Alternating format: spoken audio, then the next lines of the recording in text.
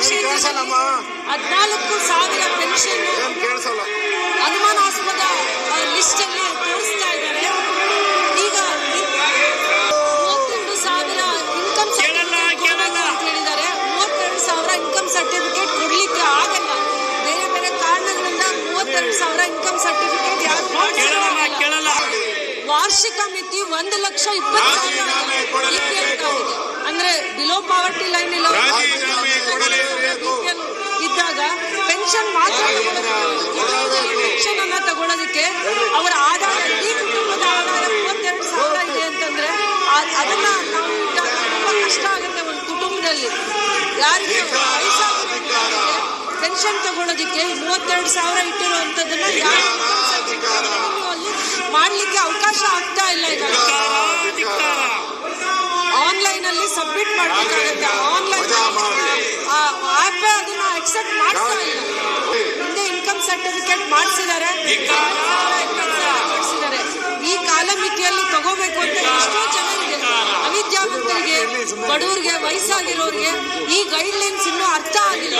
ಏನು ಸರ್ಕಾರ ಹೊಸ ಆದೇಶ ಮಾಡಿದೆ, ಅದರ ಅರಿವು ಅವರಿಗಿಲ್ಲ.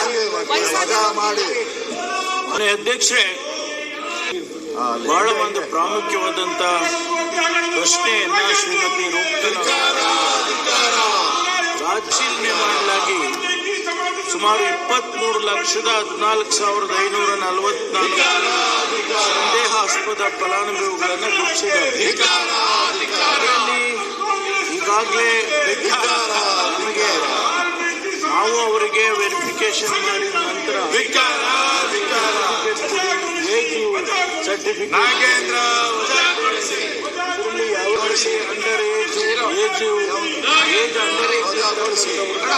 ಗುರುತಿಸಿದ್ದಾರೆ. ಇನ್ಕಮ್ ಲಿಮಿಟ್ ನಲ್ಲಿರ್ತಕ್ಕಂಥವನ್ನೆಲ್ಲ ಗುರುತಿಸಿದ್ದಾರೆ. ಅವರೆಲ್ಲ 23 ಲಕ್ಷ ಆಗಿದ್ದಾರೆ. ಅದಕ್ಕೆ ಅವರಿಗೆ ಅವಕಾಶ ಕೊಡ್ತಾರೆ. 73,000 ಜನ ರೆಕಾರ್ಡ್ಸ್ ಅನ್ನು ಕೊಡೋದಕ್ಕೆ ಅವರು ತಯಾರಿಲ್ಲ. ನಮಗೆ BPL ಅವರಿಗೆ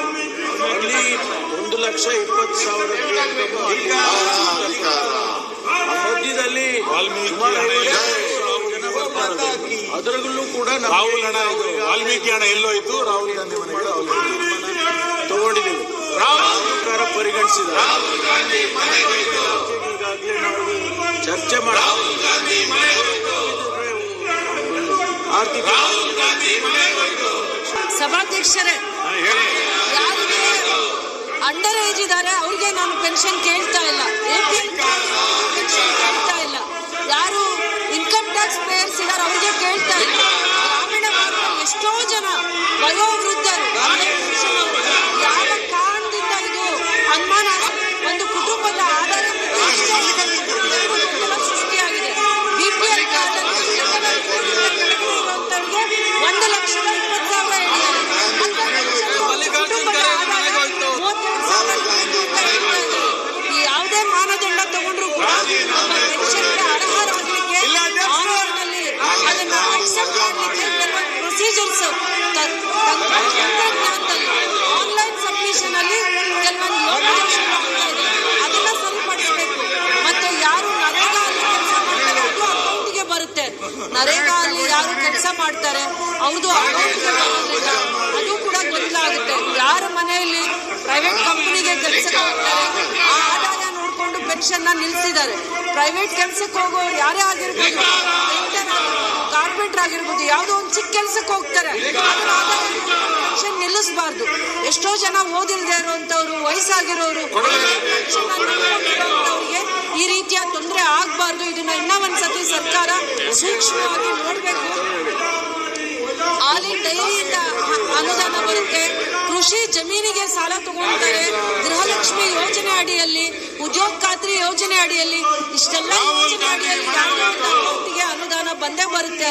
ಅದನ್ನ ಎಷ್ಟೋ ಜನ ಅರ್ಹ ಫಲಾನುಭವಿಗಳಿಗೆ ವಯೋವೃದ್ಧರಿಗೆ ಪೆನ್ಷನ್ ಅನ್ಯಾಯ ಆಗಿದೆ. ಈ ರಾಜ್ಯದಲ್ಲಿ ನನ್ನ ಕ್ಷೇತ್ರದಲ್ಲಿ ಜಾಸ್ತಿ ಜನಸಂಖ್ಯೆಗೆ ಪೆನ್ಷನ್ 5 ತಿಂಗಳಿಂದ ನಿಂತಿದೆ. 5 ತಿಂಗಳಿಂದ ಕಳೆದ 5 ತಿಂಗಳಿಂದ ಅದನ್ನು ಮುಖ್ಯಮಂತ್ರಿಗಳು ಸೂಕ್ತವಾಗಿರುವಂತ ನಿರ್ಧಾರ ತಗೋಬೇಕು ಅಂತ ನಾನು ನಿಮ್ಮ ಮುಖಾಂತರ ನಾನು ಮನವಿ ಮಾಡ್ತೀನಿ.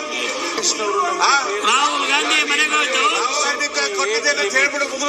ಆಮೇಲೆ APL ಫಲಾನುಭವಿಗಳು ಅವರಿಗೆ ನಾವೇನಾದ್ರು ಬರಲ್ಲ. ಆದ್ರೆ ಯಾರು ಸದಸ್ಯರು ಹೇಳಿದಾಗೆ ಯಾರು ಅರ್ಹರಿದ್ದಾರೆ ಕೊಡ್ತೇವೆ. ಅದರಲ್ಲಿ ಯಾವುದು ಡಿಫ್ರೆನ್ಸಿಯೇಷನ್